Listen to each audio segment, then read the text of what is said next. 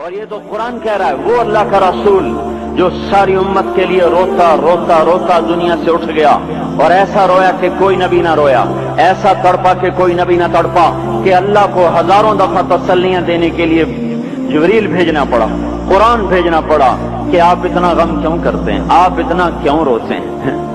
ایک دفعہ میں نے وہ آیات جمع کی تھی جن میں اللہ تعالیٰ نے اپنے نبی کو تسلی دی ہے، وہ اتنی بن گئی کہ ان کو لکھنا مشکل ہوگا میرے لیے۔ وہ 100 سے زیادہ آیات بنتی ہیں جس میں اللہ تعالیٰ تسلی دے رہا ہے، لعلک باخع نفسک الا یکونوا مؤمنین، لعلک باخع نفسک علی آثارہم ان لم یؤمنوا بهذا الحدیث اسفا فلا تذهب نفسک علیہم حسرات ما انت علیہم بوکیل لست علیہم بمسیطر ما انت علیہم بجبار من کفر فلا يحزنک کفرہ من کفر فلا يحزنک کفرہ ولقد نعلم انک یضیق صدرک بما یقولون۔ اس قسم کی آیات جن میں اللہ کہہ رہا ہے میرے حبیب اتنا غم نہ کر، اتنا غم نہ کر، اس قدر غمگین اپنی امت کے لیے۔ اس کے باوجود آپ کا گلہ قرآن ہی میں سن لو، جب ایسے نافرمان جو کبیرہ گناہ کرتے کرتے مر گئے، اس بددیانتی میں، شرابوں کے پینے میں، نماز کے چھوڑنے میں، کبیرہ گناہوں میں غرق ہو کے مر گئے، تو یہی اللہ کا رسول جو ہمارے لیے رویا بھی اور تڑپا بھی، یہ نا فلا تذهب نفسک علیہم حسرات، یہ آیت اس مضمون میں ایسی زبردست آیت ہے کہ اس کو اردو زبان میں منتقل نہیں کیا جا سکتا، کہ جو اللہ تعالیٰ نے آپ کے اندر کے سینے کا غم، حسرات، اور فلا تذهب نفسک علیہم حسرات، ان الفاظ میں جو اللہ نے اپنے محبوب کے سینے کا غم بیان کیا ہے، اللہ کی قسم کوئی زبان اس کا ترجمہ نہیں کر۔ قیامت کے دن جب دیکھے گا ہماری نافرمانیاں تو کہے گا یا رب ان قوم اتخذوا هذا القرآن مہجورا، اے میرے مولا یہی ہے میری وہ امت جس نے میرے قرآن کو چھوڑ دیا، میرے قرآن نے پکارا مسجد میں آؤ، انہوں نے مسجدوں کی راہیں چھوڑ دیں۔ مجھے بتاؤ یہ اتنا مجمع کہاں سے آ گیا ہے؟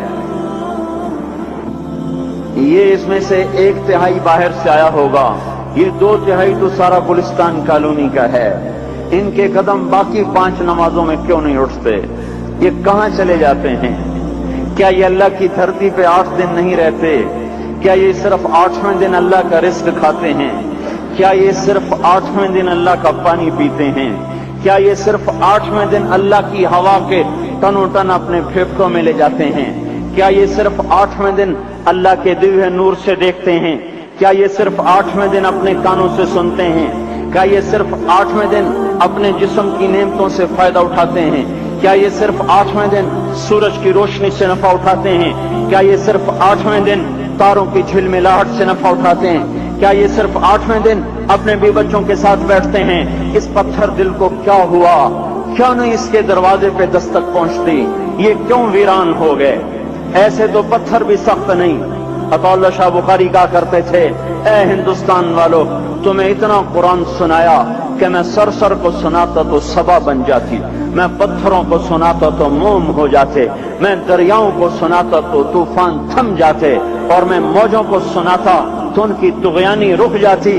پتہ نہیں تم کس مخلوق، کس چیز سے بنے ہو، کس خمیر سے بنے ہو، تمہارے سینوں میں دل نہیں ہے، پتھر ہیں، اور پتھر سے بھی زیادہ کوئی سخت ہے، اشد قسوۃ من الحجارہ، پتھر بھی اللہ کی ہیبت سے لرزتا ہے اور کانپتا ہے، پر تم کون سے انسان ہو، کیسے سینوں میں دل لیے پھرتے ہو کہ 5 دفعہ اتنا بڑا بادشاہ تمہیں پکارے، حی علی الصلاۃ حی علی الصلاۃ، ایک تھانے دار پکارے گلستان کالونی کا کہ تمہارا سمن ہے آ جاؤ، تو سر پہ پاؤں رکھ کے بھاگے، ڈی سی پکارے تو کام چھوڑ کے بھاگے، اور تمہارا زمین آسمان کا بادشاہ تمہیں دن میں 5 دفعہ پکارے اور کانوں پہ جوں نہ رینگے، اور 8ویں دن مسجد کو آ رہے ہوں۔ کیا 8ویں دن کھانا کھایا ہے؟ کیا آج ہی پانی پیا ہے؟ کیا آج ہی چائے پی ہے؟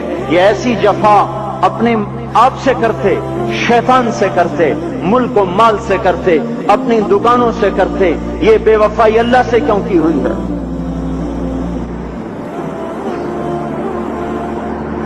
جس زمین پہ سجدہ نہ ادا ہو، इससे बड़ा भी कोई जुर्म है। जिना करने को गुनाह समझते हैं, नमाज का छोड़ देना जिना से बड़ा जुर्म है। रिश्वत खाने को गुनाह समझते हैं, नमाज का छोड़ देना रिश्वत खाने से बड़ा जुर्म है। कत्ल करना बड़ा गुनाह समझते हैं, नमाज का छोड़ देना कत्ल से बड़ा जुर्म है। सजदे ही का तो इनकार किया था शैतान ने। शैतान ने कोई जिना किया था, कोई कत्ल किया था, कोई शराब पी थी, कोई जुआ खेला था, क्या किया था, कोई शिर्क किया था। शैतान सजदे का इनकारी हुआ। एक सजदे का इनकार करके वो हमेशा के लिए मरदूद हो गया। उस मुसलमान को होश नहीं है जो रोजाना दिन में 5 दफा 20 सजदों का इनकार किए बैठा हुआ है और फिर आराम से रोटी खाता है, आराम से चाय पीता है और आराम से कह लगाता है और आराम से अखबार पढ़ता है, आराम से बीवी के पहलू में लेटता है। एक सजदे का इनकार होकर शैतान हमेशा के लिए मरदूद हुआ। जिसने फजर का इनकार किया सजदों का, फिर जोहर के सजदों का मजाक उड़ाया, फिर असर का मजाक उड़ाया, फिर मगरिब और इशा का मजाक उड़ाया। घर में नमाज पढ़ना भी चलो ना पढ़ने से तो बेहतर है, पर यह भी नमाज का मजाक ही है। और 8वें दिन सर पे टोपी रख के आया। 8 दिन जिसने इतने सजदों का इनकार किया, वो इस बात से नहीं डरता कि कहीं अल्लाह उसे मरदूद न कर दे।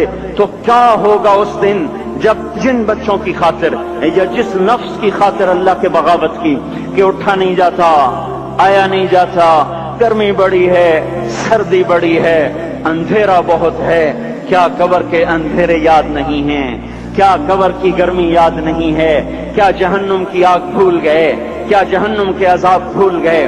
क्या जन्नत की नेमतें भूल गए? वो अल्लाह का कलाम भूल गए, वो अल्लाह का दीदार भूल गए, वो अल्लाह से मुलाकात भूल गए, वो महबूब खुदा की महफिल भूल गए। ये कैसा इस्लाम है?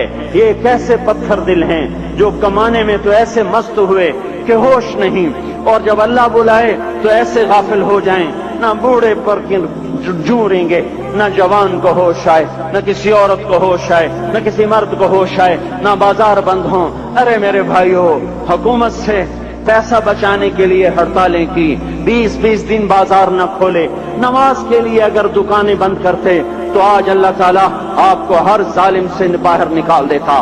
कोई जालिम ना आपके माल पे हाथ डालता, ना आपकी इज्जत और आबरू पे हाथ डालता। दिन दहाड़े डाके पड़े, क्यों पड़े? कि हम बागी हो गए, हमने अल्लाह से बगावत कर दी। क्या जुमे के दिन सिर्फ अल्लाह बुलाता है? ये जुमे में इतने क्यों आते हैं और बाकी दिनों में क्यों नहीं आते? ये कैसी वफा है? और ऐसा वफाओं वाला अल्लाह कि जमीन बोले ए अल्लाह इजाजत दे मैं गुलिस्तान कॉलोनी को निगल जाऊं, समंदर बोले मौला इजाजत दे हम चढ़ जाएं, फरिश्ते बोले ए अल्लाह इजाजत दे हम इन्हें हलाक कर दें। और जिसके सजदे का इनकार हुआ पड़ा, जिसका 8 बाजारों में जिसकी शरीयत का मजाक उड़ाया जा रहा, वो जिसकी गैरत खुद जोश में आ रही कि ये मेरे बने हुए गंदे पानी के बने हुए नुत्फे से बने हुए, मेरी गिजा खाकर, मेरा रिस्क खाकर, मेरी हवाओं से जिंदा, मेरे पानियों से जिंदा, मेरी रोटी से जिंदा, मेरे दिए हुए गोश्त से जिंदा, मेरे दिए हुए निजाम से जिंदा, ये मेरे ही मुनकिर बन गए। 1500 रुपए का मुलाजिम आपको चाय की प्याली न दे तो आप कहते चल छुट्टी कर, हम कोई और रखेंगे। और जिसने इतना बड़ा वजूद बख्शा, आंखों में चराग जलाए, कानों में फोन लगाए, दिमाग में बर्की रौं दौड़ाई, दिल को धड़काया, सारे बदन के तक खून पहुंचाने का निजाम चलाया, फेफड़ों की फैक्ट्रियां चलाई, रगों में खून पहुंचाया, हड्डियों को गिजा पहुंचाई और आंखों को गिजा पहुंचाई, बालों को गिजा पहुंचाई, जबान को बोलने की ताकत दी, दांतों को काटने की ताकत दी, दो वहां नालियां लगाई, सांस की अलग कर दी और मैदे की अलग कर दी, और वहां पर्दा लगाया जो गिजा मुंह में जाए तो मैदा खुल जाए और फेफड़े की तरफ जाने वाली नाली रुक जाए।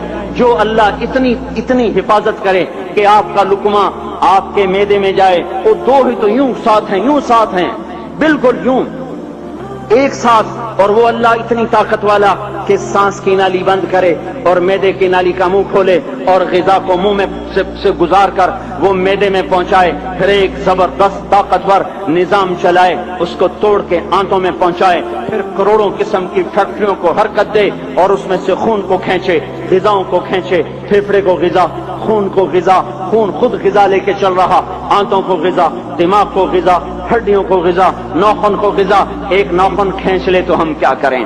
کیا میرے مولا کا نظام ہے؟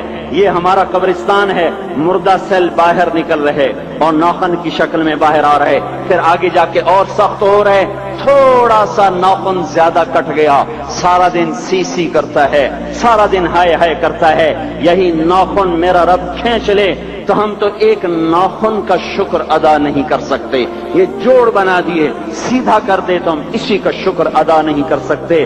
میرے بھائیو، یہ سب کچھ کر کے پھر ہم اللہ کے باغی ہو جائیں، ہے کوئی عقل میں آنے والی بات؟